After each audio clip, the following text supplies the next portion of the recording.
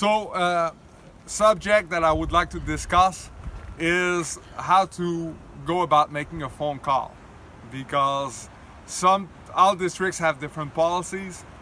Some districts prefer to handle business with parents at the different levels. Some districts prefer that you handle any issue with the parents at your level before you go one step further.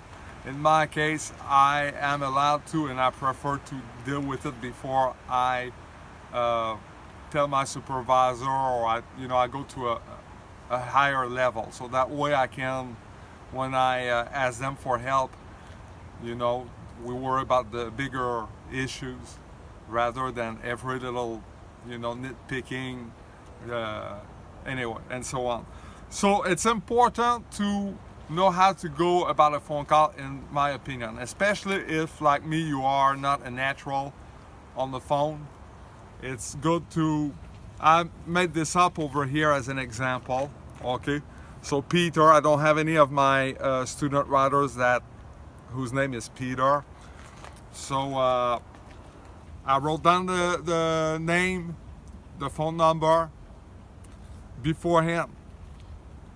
And when I ask to call to that person, I don't ask, may I please call to Miss Smith, because sometimes the parent doesn't have the same name, or it's at an office, someone else picks up the phone, they don't know. So I say, if it's a lady who speaks, may I please talk to Peter's mom.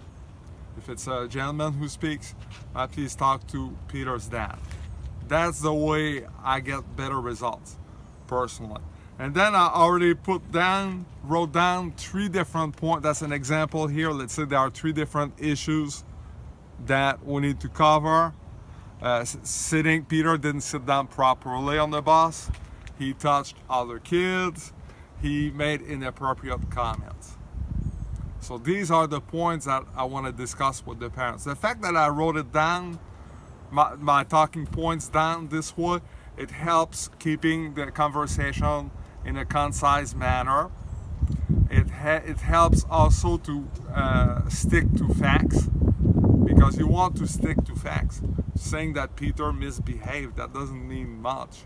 Saying that Peter touched other kids, that's more precise, that's more to the point. And also you want to go about it, be in compliance with law, because you're not allowed to discuss what goes on with other kids on the bus, or their health conditions, physical or mental health conditions. So that way it helps you stick to the message and you avoid getting in trouble. Especially sometimes if it's an issue involving 2 students. You want to talk about the facts, but you don't want to mention that kid's name. I had at one point, it involved like a kid punching another kid in the face, and that parent says, well, may I have the name and the phone number and the address of this other parent? I'd like to have a conversation with him. I politely said, no, that I'm not allowed to do that. But it's important to know that could happen. You cannot predict exactly how the phone conversation will go. And this is why it's important to keep it simple that way, and be a good listener. Have your pen ready to take notes in case some information matters that you need to document as you go about the phone call. And if the parent ever gets belligerent, in 99% of the cases, I don't have that type of issue.